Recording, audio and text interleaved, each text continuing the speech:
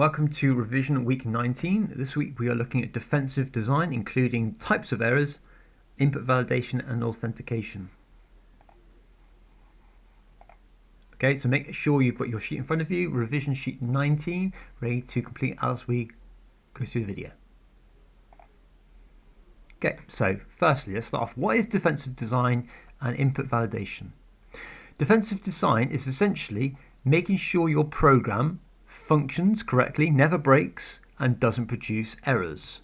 We use defensive design in programming to make sure this doesn't happen.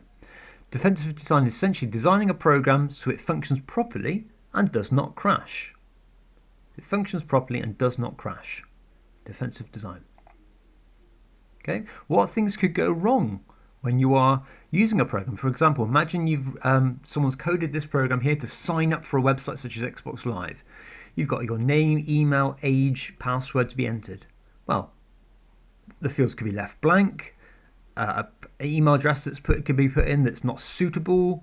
An age could be typed in that's a word instead of a number. The passwords could not match when you're typing the password and re-entering it. There are loads of things that could go wrong typing in things. Even the age, if it's a number, could be put in a number that's not suitable. For example, -5. So there are lots of things that could go wrong.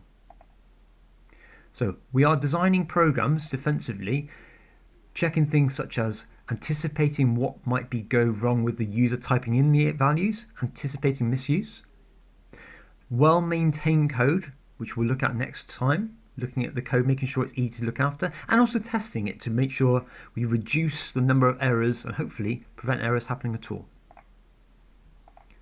So one method of defensive design we can use is called input validation. Input validation checks, checking if the data meets certain criteria, certain rules before actually passing it to the program. If you check it before, you can see if there are any errors to stop the program from actually crashing. Input validation checks.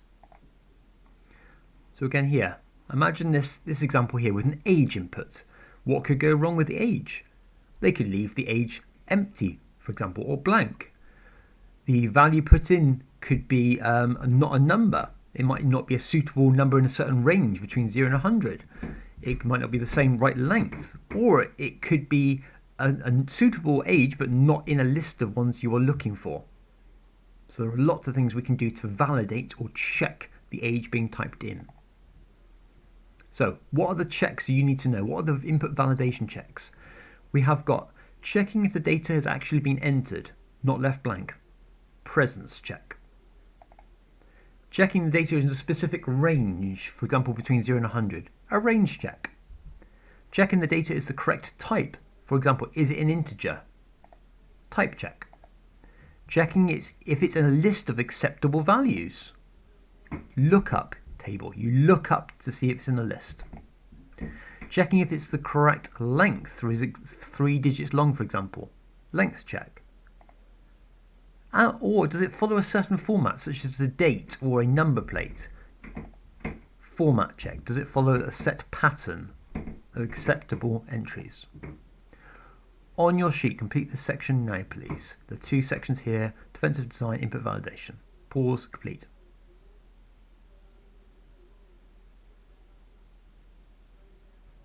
Okay, checking your answers.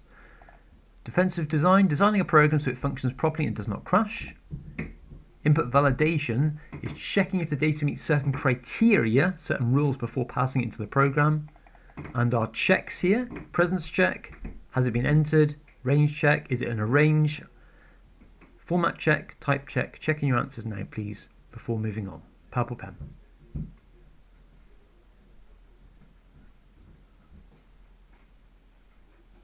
Okay. One other thing you can do to check your program defined defensively is using authentication. Authentication is simply checking the identity of the user to see if they are allowed access to a program or to certain files. Think about passwords. What can you do to make sure passwords are secure? Authentication. Usernames and passwords are often used. We could have strong passwords, certain length, for example. We can make sure passwords are changed regularly, for example, once a month or once every few so often. You could limit the number of failed attempts. After 3 attempts, the account could be locked, for example. Or, to make it really difficult, you could ask for a random selection of characters from the password, such as the first, 4th or 7th character, to really check the user's identity. Biometrics could also be used. So instead of a single word, it relates to person's physical characteristics such as fingerprint or iris pattern or voice. Much harder to copy. Users don't have to remember anything, and it's unique to each user. Biometrics. Also, systems such as reCAPTCHA could be used to check that bots aren't being used. reCAPTCHA is a way of humanizing a task to make sure that a program cannot be hacked into easily by bots, computer programs. It's a method to use protect online forms against bots, computerized programs, things that can't be done automatically by programs. On your sheet then, very quickly, what is the purpose of authentication? Checking answers. Authentication is checking the identity of the user, checking their identity to see if they are allowed access. Are they allowed access to certain programs, files, or websites, for example?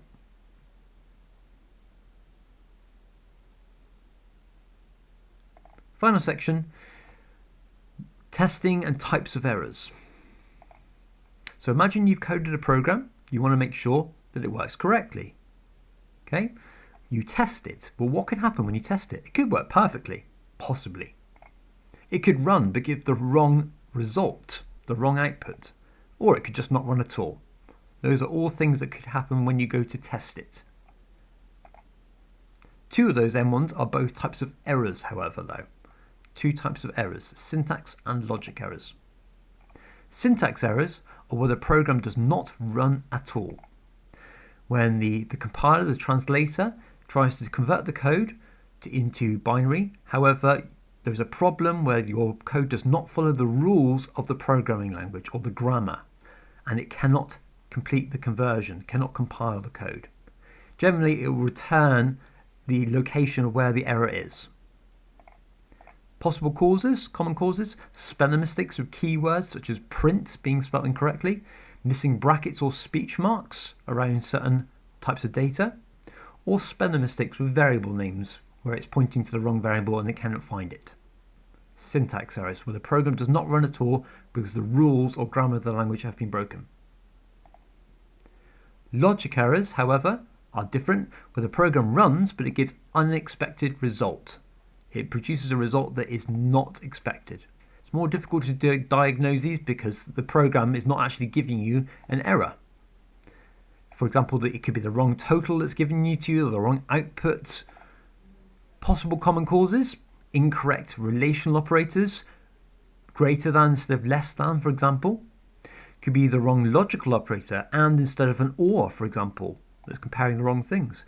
There could be an issue with the loop, a loop going around where it's not incrementing, for example, or not stopping in the correct place.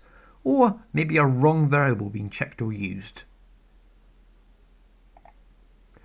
On your sheet, final thing for today, what is a syntax error, what is a logic error, and some examples of common causes.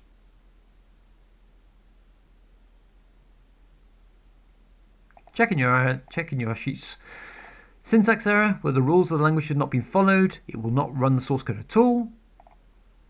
And logic errors, where the program runs but produces an unexpected result. The wrong answer is carried out or produced. And the examples of possible causes here. Check before finishing this video. Okay, as always, to finish off, LearnComDean revision quiz 19.